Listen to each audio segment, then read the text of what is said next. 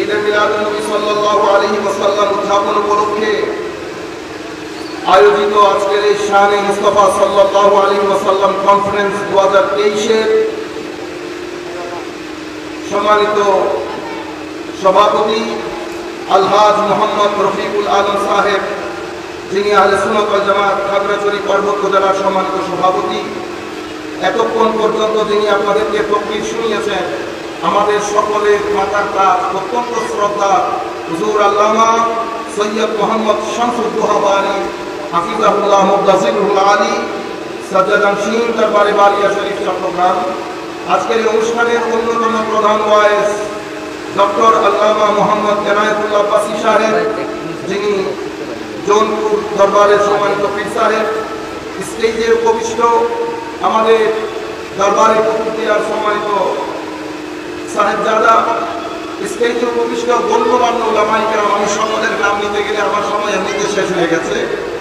আমি সকলকে শ্রদ্ধার সাথে স্মরণ করে, স্পেশালি যারা এখানে সমবেত হয়েছেন, দূর দূরান্ত থেকে মানুষজন এসছেন, দীর্ঘক্ষণ পর্যন্ত বসে শুনতেছেন, অনলাইনের মাধ্যমে পৃথিবীর যে প্রান্ত থেকে আপনারা আমাদেরকে দেখছেন অথবা আমাদের আলোচনা পরবর্তীতে শুনবেন, আমরা সকলের প্রতি সশ্রদ্ধ সালাম রেখে আমাদের আজকের আলোচনা শুরু করছি। আসসালামু আলাইকুম ওয়া রাহমাতুল্লাহি তাআলা ওয়া বারাকাতুহু।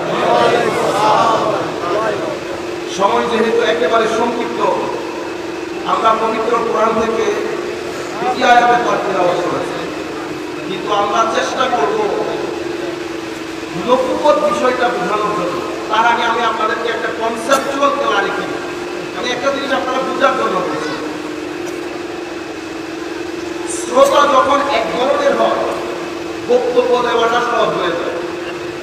শ্রোতা যখন দুই ধরনের হয়, বক্তব্য একটু কঠিন হয়।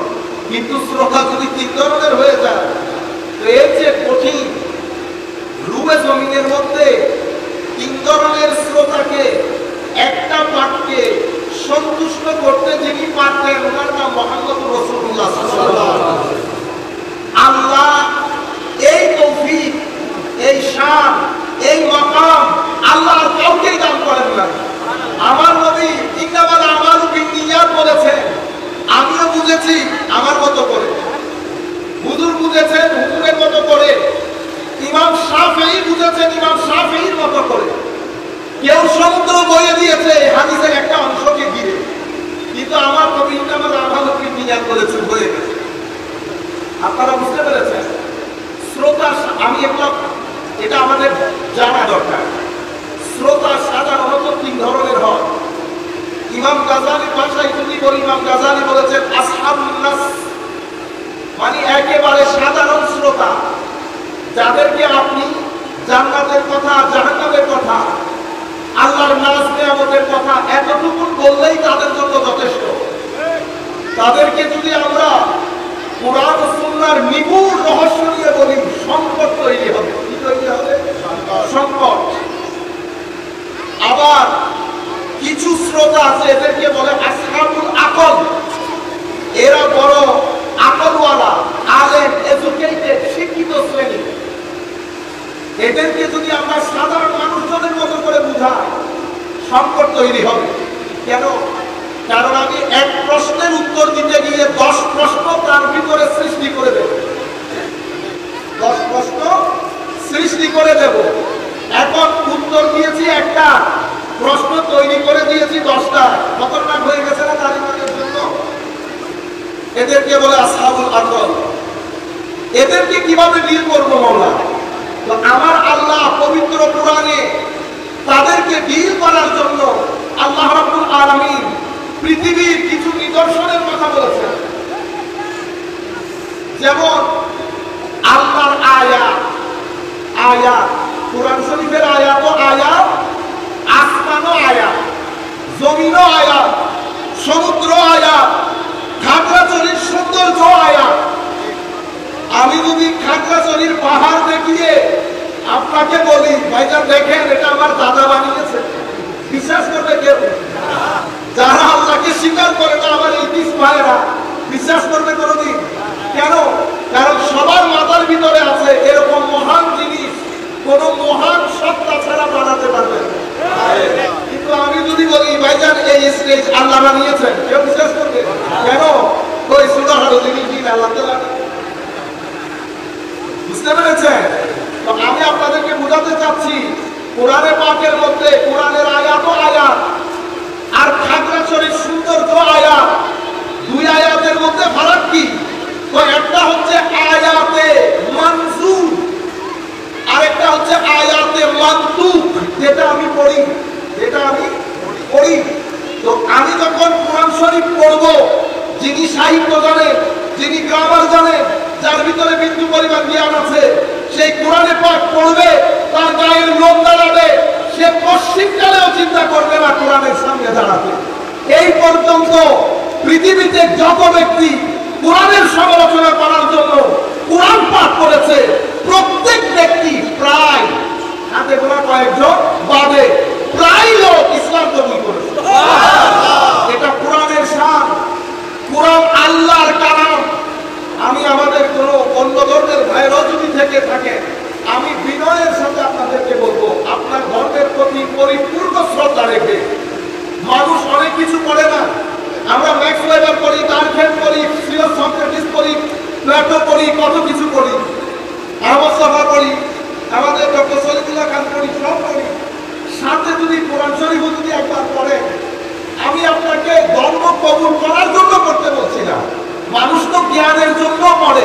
কারণ লুয়ে জমিনের মধ্যে পৃথিবীর কোন কিতাব আপনি পাবেন না যেখানে এক টেবিলের সমস্ত জ্ঞান আপনি অর্জন করতে পারবেন। এই কারণে বলা হয়েছে জালিকাল কিতাব, আল কিতাব, আল কিতাব। তো আল কিতাব বলেছেন কেন আল্লাহ? ইমাম রাজি অসাধারণ তাফসীর করেছেন। তো এটা এমন একটা কিতাব, এটার নাম আল কিতাব। তুমি যদি ফিজিক্সের চ্যানেল দিয়ে কোরআনের দিকে ঢুকো, এটা তোমার মুজিজা মনে হবে। তুমি যদি সোশ্যাল সায়েন্সের দৃষ্টিকোণ থেকে কোরআন দেখো, মুজিজা মনে হবে।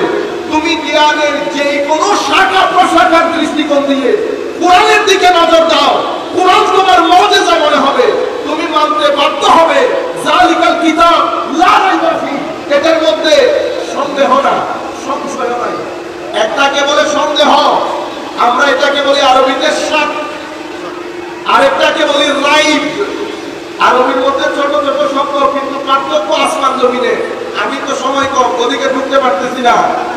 আমেরিকান একজন কিছুদিন আগে করোনার সময়কালীন উনি বলছেন, আমি চিন্তা করলাম করোনায় বসে বসে কি করবো, দেখি কোরআনটা পড়ি। এটা নিয়ে এত কথাবার্তা কেন?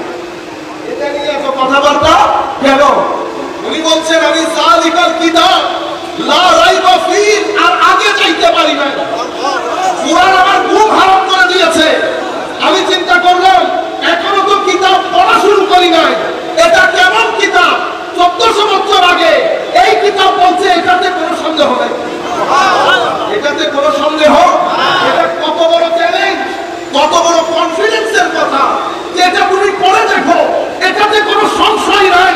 তো এটা আমাকে বেহুশ করে দিয়েছে, আমি রাতে আর ঘুমাইতে পারি না। মাওলাই করিম যখন কারো হেদায়েতের ধার উন্মুক্ত করে দেন, এই ধরনের ঘটনাগুলো ঘটে। যাই হোক, সম্মানিত উপস্থিতি, আমি যেদিকে যেতে চাচ্ছি সেদিকে যাই, কথা বিস্তৃত হয়ে গেলে ঝামেলা হয়ে যায়। আমি আপনাদেরকে বলতে চাচ্ছি, তাইলে আয়াত, খাগড়াছড়ির সৌন্দর্য, এটা আয়াত। কেন আয়াত? তো এই সৌন্দর্যের জাররা জাররা তোমাকে বুঝাবে যে এই সৌন্দর্যের পেছনে আরেকটা বড় সৌন্দর্য রয়েছে, আরেকটা বড় সৌন্দর্য রয়েছে।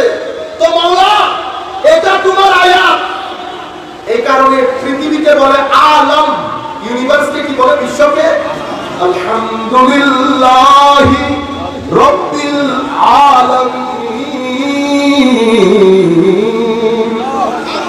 আলামিন আলম থেকে না, আলম মানে কি? চিহ্ন, আলামত, নিদর্শন। মাওলা ইউনিভার্সকে আপনি নিদর্শনের এই নাম দিলেন কেন? তো কারণ ইউনিভার্সে একেবারে অণু পরমাণু যদি তুমি দেখো, প্রত্যেক সৃষ্টি তোমাকে জানান দেবে এটার পেছনে একটা মহাশক্তি রয়েছে, একটা মহাশক্তি রয়েছে। খাগড়াছড়ির সৌন্দর্য, খাগড়াছড়ির সৌন্দর্য আমাকে জানান দিচ্ছে এটার পেছনে একটা মহা সৌন্দর্য রয়েছে। যদি মহা সৌন্দর্য না হতো,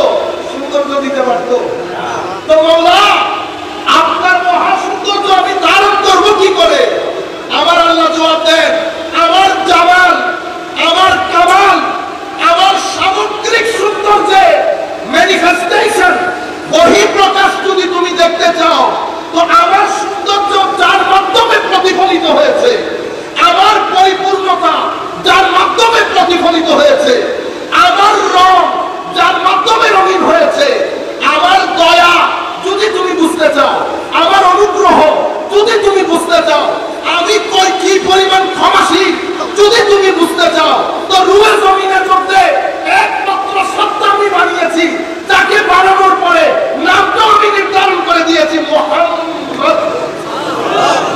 এখন আপনি যদি চান মওলা তোমার সৌন্দর্য দেখতে চাই তো মুহাম্মদ, তোমার কামাল বুঝতে চাই তো মুহাম্মদ, তোমার বাহা বুঝতে চাই তো মুহাম্মদ, তোমার করম বুঝতে চাই তো মুহাম্মদ, তোমার দয়া বুঝতে চাই তো মুহাম্মদ, মওলা তোমার ক্ষমাশীলতা বুঝতে চাই তো মুহাম্মদ সাল্লাল্লাহু আলাইহি ওয়াসাল্লাম। আপনারা বুঝতে পেরেছেন? এখন যাকে আমার আল্লাহর দয়ার ম্যানিফেস্টেশন বানিয়েছে, আপনি তাকে আমার মতো বললে বেয়াদবি হবে। আর এটা এমন বেয়াদবি, মা বাবার সাথে বেয়াদবি করলে বেয়াদবি, কিন্তু আমার নবীর এই 64 মধ্যে আমার নবীর সদরা বরাবর কারোর সাথে বেয়াদবি হয়ে গেলে ঈমান টানাটানিতে পড়ে যায়, টানাটানিতে পড়ে যায়। কিছু মানুষ এসে আমার নবীকে বলছে আশহাদু ইন্নাকা রাসূলুল্লাহ, আমরা সাক্ষী দিচ্ছি নিশ্চয়ই নিশ্চয়ই আপনি আল্লাহর রাসূল। আমার আল্লাহ বলছেন হাবিব আমি জানি আপনি আমার রাসূল, আমি এও জানি এরা মিথ্যুক, এরা মিথ্যুক। আমরা এখন একটা গেট দিয়ে আসছি না, বলা কেন মিথ্যুক? আল্লাহ তাদের বাউন্ডারিতে ঢুকেছে, কারণ আশহাদু ইন্নাকা রাসূলুল্লাহ দিনের বাউন্ডারিতে ঢুকেছে। তো গেট দিয়ে যখন ঢুকছে, আমি তখন গেট দিয়ে ঢুকবো, আমাকে আপনি বলবেন না যে হুজুর এসেছে, রুমের মধ্যে আছে। আমি যদি হুজুরের সাথে দেখা করে এদিকে সুদা চলে আসি, আমাকে কি বলবেন আপনারা? আদরের আগে একটা পেয়ে লাগাবেন না? এখন আমার নবী বসে আছে ওখানে, আপনি ঢুকতেছেন কারণ আশহাদু ইন্নাকা রাসূলুল্লাহ, আমি তো সাক্ষী দিছি আপনি রাসূল। ঢুকে যাচ্ছে, আপনাকে বলা হচ্ছে এখানে রাসূলের পাক আছে, ওখানে একটু দেখা করে আছে। আপনি মাথায় চাকানি মারলেন, দেখা করতে হবে কেন? সাক্ষী দিছি হয় না, সাক্ষী দিছি হয় নাই। আপনি সুদা কিন্তু স্টেজে চলে এসেছেন, আমার নবী কিছু বলছে না, কারণ আমার নবী আম্বিয়ায়ে কেরামের তারিখের মধ্যে, আম্বিয়ায়ে কেরামের তারিখের মধ্যে যখনই কোন নবীর সাথে বেয়াদবি হয়েছে, নবী নিজে তার উত্তর দিয়েছে। ব্যতিক্রম শুধু আমাদের নবীর ক্ষেত্রে, বেয়াদবি হয়েছে নবীর সাথে, আমার নবী মুখ খোলার আগে আমার আল্লাহ জিবরিল পাঠিয়ে দিয়েছে।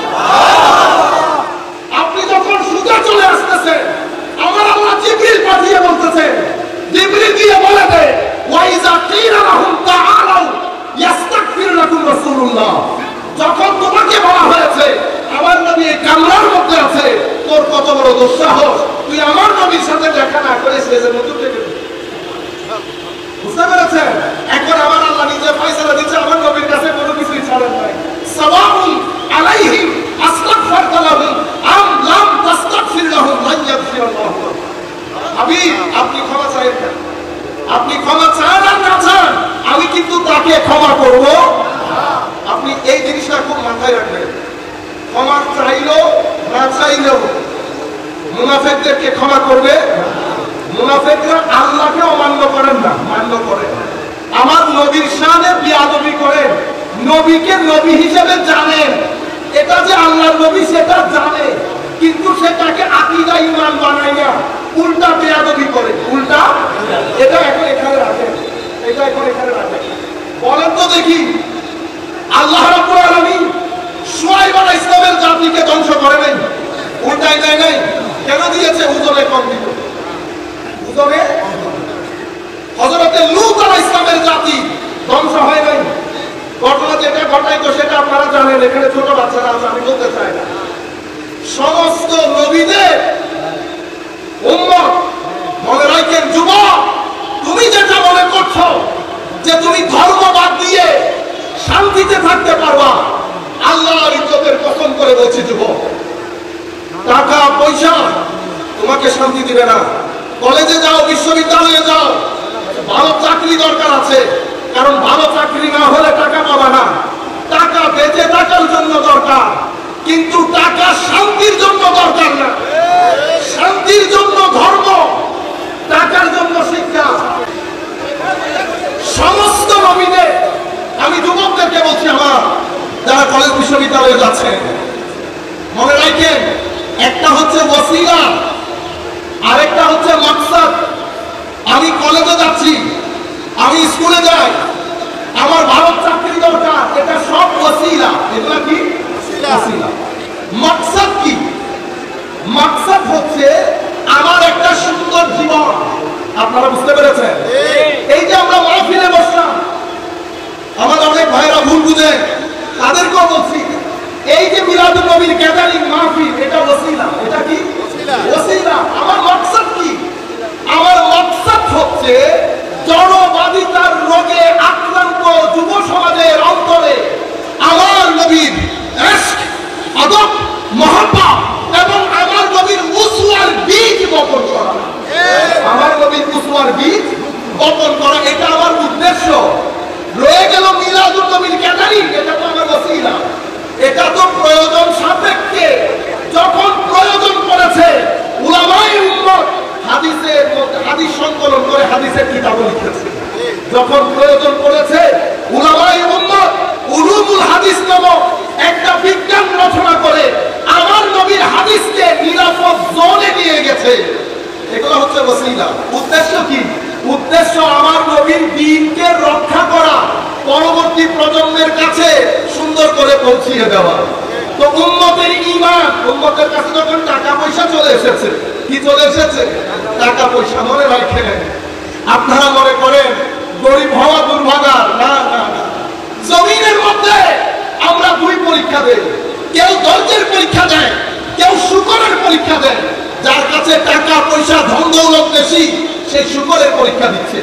যার কাছে কম, সে ধৈর্যের পরীক্ষা দিচ্ছে। মনে রাখেন, ধৈর্যের পরীক্ষা শুকরের পরীক্ষার চেয়ে অপেক্ষাকৃত অনেক সহজ। অপেক্ষাকৃত অনেক সহজ।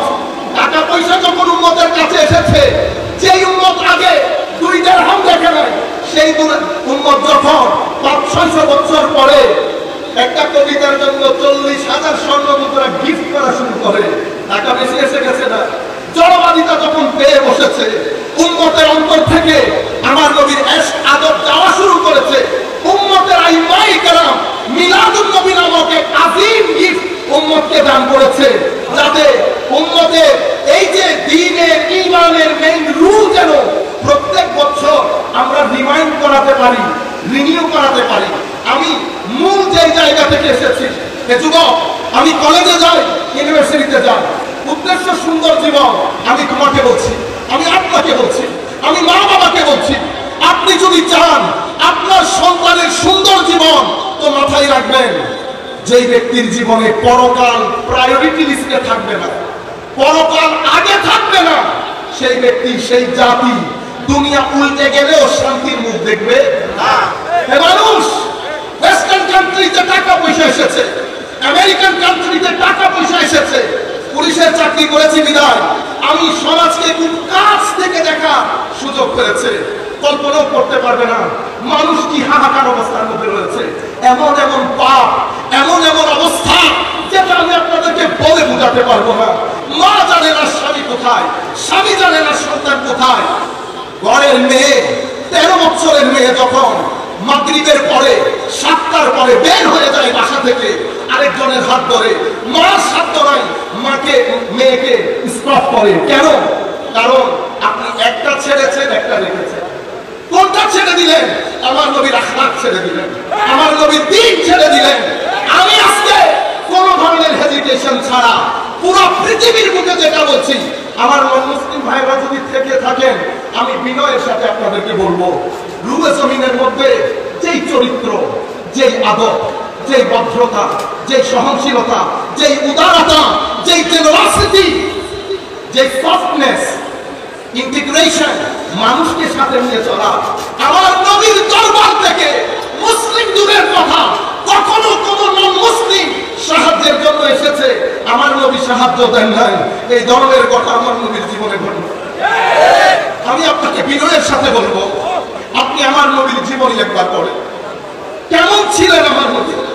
40 বছর আমার নবীর নবুয়ত প্রকাশ হয় না এখনো পর্যন্ত। পুরো আরবের লোক, যখন মানুষ অধিকার জানত না, যখন মানুষ একজন আরেকজনকে সম্মান করা জানত না, ঐতিহাসিক আমির আলী বলেছেন, দে ওয়ার হিউম্যান রবিশ, তারা হিউম্যান রবিশ ছিল। এই ধরনের সমাজের মধ্যে আমার নবীকে সবাই এক বাক্যে বলতেন আল আমিন। আমার নবী ব্র্যান্ড হয়ে গেছে। কি হয়ে গেছে? ব্র্যান্ড। আহলে সুন্নাহ ওয়াল জামাতের সমস্ত ছেলেদেরকে আমি বলবো, ছোট থেকে বড়, আমার ভাইরা, আপনারা যদি আমার নবীর আদর্শ সমাজের মধ্যে প্রতিষ্ঠা করতে চান, আগে নিজেকে ব্র্যান্ড হিসেবে প্রতিষ্ঠা করেন। আদবে, আখলাকে, নামাজে, ভদ্রতায় যদি সিবগাতুল্লাহ না হয়, সিবগাতুল্লাহ না হয়, আপনার মধ্যে দ্বীন নজর আসতে হবে, আখলাক নজর আসতে হবে, ভদ্রতা নজরে আসতে হবে, সহযোগিতা নজরে আসতে হবে। এই সমাজ প্রতিযোগিতার মধ্যে চলে গেছে। দ্বীন আমাকে প্রতিযোগিতার কথা বলে নাই, আমাকে সহযোগিতার কথা বলেছে।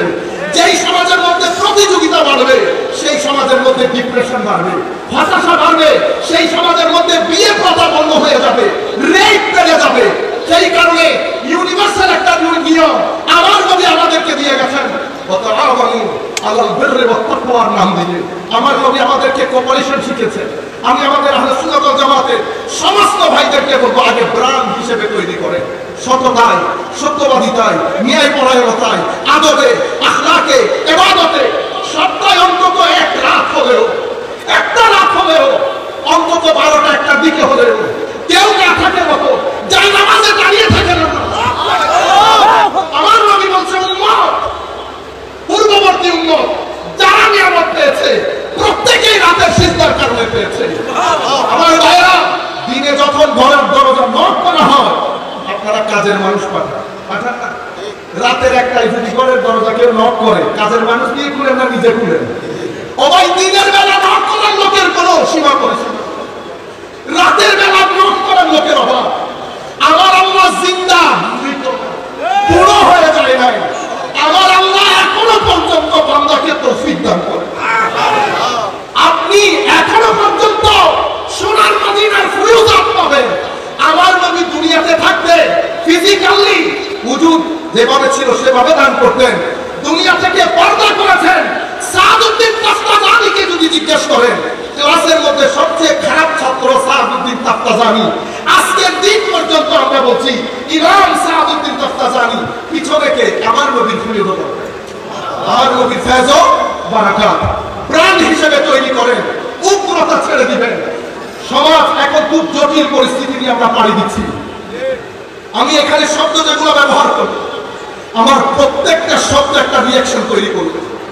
আমি যেন আমার ক্ষতি হয়, উম্মতের ক্ষতি হয়, আমার নবীর দ্বীনের হুরমত নষ্ট হয়, এমন কাজ আমি আহলে সুন্নাত ওয়াল জামাতের আমাদের যারা কর্মী বাহিনী আছেন আপনারা করবেন না। সোসাইটি, সমাজের মধ্যে সবার সাথে মিলে থাকবেন, সম্মান করবেন, আমার নবীর সিরাত পড়েন। আর সুফিয়ায়ে কেরাম অ্যাটলিস্ট হুজুর গৌসুল আজমের বুনিয়াদ তালিবিন পড়েন। লেখাপড়া এবং আখলাক, এই দুই জিনিস বাদে পৃথিবীতে কোন জাতি সভ্যতা প্রতিষ্ঠা করতে পারে না। পৃথিবীতে সভ্যতা প্রতিষ্ঠা করতে পারবেন যদি জ্ঞান এবং চরিত্র, এই দুই জিনিস আপনার হাতে থাকে। কোন মায়ের ছেলে চেয়ার থেকে আপনাকে নামাতে পারবে না। কথা যেটা বলতে চেয়েছিলাম, আখেরি কথা, সমস্ত নবীদের একটা সুন্নত, আল্লাহর একটা সুন্নত আছে। হয় আপনি নূহের কথা শুনে নৌকায় উঠবেন, নতুবা কিসে? বন্যায় ডুবে যাবেন, বন্যায় ডুবে যাবেন। ইউথকে বলছি, কখনো মাথায় রাখবেন না যে না এগুলো তো কবরে হাসরে কি হবে না হবে। আমি কবরের ভয় আপনাকে দেখাবো না, আমি দুনিয়ার কথা বলছি। আমার নবীর সুন্নতের সাথে, আদবের সাথে, মহব্বতের সাথে, দ্বীনের সাথে আপনি যদি ইনজাস্টিস করেন, প্রকৃতি আপনার সাথে ইনজাস্টিস করবে। প্রকৃতি আপনার সাথে ইনজাস্টিস করবে, শান্তি পাবেন না, অস্থিরতা লাগবে, আত্মহত্যা বেড়ে যাবে, সমাজের মধ্যে খুন খারাপি, অন্যায় বেড়ে যাবে। কেন? কারণ আমার আল্লাহ একটা সময় ছিল জমিনকে উল্টাই দিতেন, এখন আর সেই সময় নাই। কেন? তো জমিনের মধ্যে রাহমাতুল লিল আলামিন সাহিত্য আছে। যেহেতু রাহমাতুল লিল আলামিন সাহিত্য আছে, শুধু রাহমাতুল লিল আলামিন সাহিত্য আছে তা না, সাথে আমার নবীর ইস্তেগফারও আছে। কি আছে? ইস্তেগফার। আমরা কতগুলো উম্মতের বেগাইরত উম্মত। আরে ভাই, আমার নবীকে সূরা নাসরের মধ্যে ইস্তেগফার করতে বলেছেন কি কারণে? যাতে উম্মত বেঁচে যায়, যাতে উম্মত বেঁচে যায়। আর বেগাইরত হলে আমরা বলি কি নবী কি কি হয়েছে বুঝতে পেরেছেন?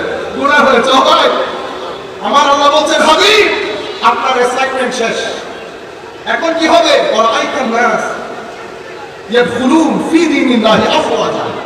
হাবিব 23 বছরের অ্যাসাইনমেন্ট খতম। পৃথিবীর ইতিহাসে কোন সিভিলাইজেশন 23 বছরের মধ্যে আলোর মুখ দেখে। আমার নবীর রেভলিউশন, গ্রিন রেভলিউশন, রক্তপাত শূন্য রেভলিউশন হলো। আমার নবী 87টি ছোট বড় যুদ্ধে অথবা কিছু বেশি কিছু কম। আপনি অবাক হয়ে যাবেন 15,000 স্কয়ার ফিটে মক্কায় মুআজ্জামাকে, মদিনায় মুনাওয়ারাকে আমার নবী 32 লাখ স্কয়ার ফিটের মদিনা করেছেন। Doctor Abdul Hamid, doctor Hamidullah research অনুযায়ী মাঝখানে রক্তপাত করেছেন যুদ্ধের মধ্যে 550 থেকে 600। বুঝতে পেরেছেন? এইরকম একটা গ্রিন রেভলিউশন 23 বছরের মধ্যে আমার নবী দিয়েছেন। জ্ঞান শিখিয়েছেন, ভদ্রতা শিখিয়েছেন, আখলাক শিখিয়েছেন, ধৈর্য শিখিয়েছেন, অধিকার দিয়েছেন, সম্মান দিয়েছেন। কিন্তু রাহমাতুল লিল আলামিন নবী আমার আল্লাহ বলেন হাবিব এবার তাসবিহ এবং তাহমিদ করেন, ওয়াস্তাগফিরহু, ইস্তিগফার করেন। আল্লাহ ইস্তিগফার কেন করবে? তো স্বাধীনতা অর্জন করা সহজ, রক্ষা করা কঠিন। তো উম্মত তো আমি তো মাঝে মধ্যে চিন্তা করি আমি নিজেকে নিজে, আপনারা না, আমি নিজে এমন এমন পাপ করি, এমন এমন ভণ্ডামি করি, আমি মধ্যে মধ্যে চিন্তা করি হাই রে হঠাৎ করে যদি জমিন খায়া ফেলে আমার, হঠাৎ করে যদি আসমান ভেঙে পড়ে, আমি চিন্তা করি আল্লাহ এত পাপ করার পরেও তুমি কেমনে সম্মানের চেয়ারে বসাও, তুমি কেমনে সম্মানের চেয়ারে বসাও। আমি ঘুরে ফিরে দেখি এটা ইস্তিগফারে মুহাম্মাদি সাল্লাল্লাহু আলাইহি ওয়াসাল্লামের ভাষা। হাদিসে পাকের মধ্যে আমার নবী জিনিসটাকে ফারকারে টেস্টেড করেছেন। কি? হায়াতি খায়রুল লাকুম, মামাতি খায়রুল লাকুম। আমার জীবন, আমার চলে যাওয়া তোমাদের জন্য মঙ্গলজনক। দুনিয়াতে ছিলাম, যা কিছু হতো সরাসরি হতো। দুনিয়া থেকে চলে গেছি, প্রত্যেক বৃহস্পতিবার তোমাদের আমল পেশ করা হয়। ভালো কিছু দেখলে ফাসাবতে বিহামদি রাব্বি, ভালো কিছু দেখলে তাহমিদ করি, তাসবিহ করি। আর যদি গুনাহ দেখি, যুবক গুনাহ করা লাগে, চিন্তা করো প্রত্যেক বৃহস্পতিবার আমার নবীর দরবারে যায়। তুমি যা কিছু করছো, পাঁচখানা নামাজ ছেড়ে দিয়েছো, তুমি যদি বলো সুন্নি হও, যে নামাজকে আমার নবী আসসালাতু ইবাদুদ্দিন এই কাদো এটা বাস ছাড়া দাঁড়িয়ে থাকবে। আমার নবী বলছে এই বাস হচ্ছে সালাত, সামিয়ানা হচ্ছে দিন। আপনি এটা ছাড়া ওইটা কল্পনা করা যায় না। আমার বাইরে নামাজই পড়ি, বুকে হাত দিয়ে বলি এতগুলো মানুষ শেষ করলাম আমরা কোরআনে পাক তেলাওয়াত করছি, বলতে পারবেন আমরা কোরআনে পাক ছেড়ে দিয়েছি। আমি কিছুদিন, আমি বলতে চাই না জিনিসগুলো সুন্দর লাগে না, ক্যারিবিয়ান কান্ট্রি জামাইকা দেখেছি কিছুদিন আগে, আমি তাদেরকে দেখে অবাক হয়ে গেছি। তারা আইন বলতে পারছে না, কফ বলতে পারছে না, নতুন ইসলাম ধর্ম গ্রহণ করে কত কষ্ট করছে কোরআনটা শেখার জন্য। আমি তাদের মজলিস থেকে বাসায় এসে আল্লাহর দরবারে বলছি আল্লাহ কিয়ামতের ময়দানে তুমি যদি কোনো হিসাব নিকাশ ছাড়া আমাকে এক পাশে ফেলে রাখো, আমি কোনো কিছু বলতে পারবো না। কেন? কারণ যেই পরিমাণ ইজ্জত, যেই পরিমাণ সম্মান তুমি জমিনের বুকে আমাদেরকে দিয়েছো, আমার কোনো চাওয়া পাওয়া তোমার দরবারে আর নাই। অথচ আমরা এখানে বসে বসে ফিতনা করি, এখানে বসে বসে ফিতনা করি। মানুষ এই দ্বীনের জন্য, এই ধর্মের জন্য কি পরিমাণ মানুষ লালায়িত, মানুষ পিপাসার্থ, মানুষ চাই ধর্ম গ্রহণ করতে, কিন্তু আমরা আছি একটা ফাসাদের মধ্যে। কাজে আমি আর লম্বা কথা না বলে আমি যুবকদেরকে বলবো আপনারা এই জিনিসগুলো মাথায় রাখেন। নামাজ মিস যাতে না হয়, তিলাওয়াতে কোরআন মিস যাতে না হয়, মানুষকে সহযোগিতার হাত। ঈদে মিলাদুন নবী আসছে, বন্ধু বান্ধব মিলে টাকা পয়সা করে মানুষকে সহযোগিতা করবেন, ধনী গরিব। আর বিশেষ করে ঈদের নন মুসলিমকে আপনারা ঈদে মিলাদুন নবী ফুড প্যাক দান করবেন, সবাইকে দিবেন, সহযোগিতা করবেন। রমজান আসলে সহযোগিতা করবেন, এলাকার মধ্যে যেন ছড়ে যায়। ওই সুন্নি যুবকরা দারুণ। আমার নবী যেভাবে ব্র্যান্ড তৈরি করেছে, আমাকেও আমার নবীর ব্র্যান্ড অ্যাম্বাসাডর হতে হবে যদি নবীর জিনিসগুলো বিক্রি করতে চায় বাজারে। আখেরি কথা যেটা বলে শেষ করতে চাচ্ছিলাম, সম্মানিত উপস্থিতি, আল্লাহ সিস্টেমে আল্লাহ জমিন উল্টা পাল্টা করে দেয় নবীর কারণে। এখানেও আমরা বেঁচে গেছি। সেই নবী ঈদে মিলাদুন নবী পালন করবো না, ঠিক আছে? তো ঈদে মিলাদুন নবীর মাকসাদ কি বলেছি? এই যে আমরা এটা করছি, এটার মাকসাদ কি? মাকসাদ হচ্ছে আমার নবীর মহব্বত এবং আমার নবীর উসওয়া, শিক্ষা। তো আমার নবীর শিক্ষা যদি ধারণ না করি, তাইলে আমি উদ্দেশ্যকে ধারণ করতে পারলাম। আমরা সত্যিকার কথা বলতে আমরা আমাদের বক্তব্য শুরু করি নাই, কিন্তু এখানে অনেক দীর্ঘ সময় পর্যন্ত আপনারা বসে আছেন। এবং অনেকক্ষণ পর্যন্ত ওলামায়ে কেরাম বক্তৃতা দিচ্ছেন। আমাদের আজকে যিনি প্রধান ওয়াইজি উনিও উপস্থিত, কাজে আমি আর দীর্ঘায়িত না করি। দীর্ঘায়িত হলে আমি বক্তব্য শুরু করি নাই, মানে আমার বক্তব্য যেটার উপর আমি কথা বলবো খেয়াল করেছি সেটা আমি এখনো শুরু করি নাই। ইনশাআল্লাহ কোনো এক সময় যদি মাওলা তৌফিক দান করেন। ধন্যবাদ জানাচ্ছি যারা আমাদেরকে এখানে দাওয়াত করেছেন, এত বড় ইন্তজাম করেছেন, এবং আহলে সুন্নাত ওয়াল জামাতের কমিটি যারা যেভাবে সহযোগিতা করে দিন রাত এক করে দিয়ে, বিশেষ করে মেয়র মহোদয়ের নেতৃত্বে আমরা দোয়া করি মাওলাই করিম আপনাদেরকে আহসানুল জাযা দান করেন। আল্লাহ যেন আল্লাহ হিসেবে